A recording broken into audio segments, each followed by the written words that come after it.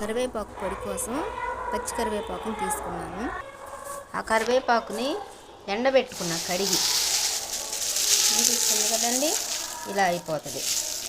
దీన్ని మిక్సీ పట్టుకొని పెట్టుకుందాం. చూడండి, దీన్ని జార్లో పెట్టుకుంటున్నా. దీని ఉపయోగం ఏంటంటేనండి, గ్రైండ్ చేశానండి. చూడండి, ఫైన్ పేస్ట్గా పొడిగా అయిపోయింది, మెత్తగా.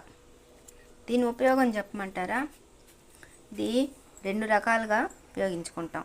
మొదటిది, చిన్నపిల్లలు ఆకులు ఏదన్నా కనిపిస్తే కూరల్లో తినరు, తీసి పక్కన పెడతారు.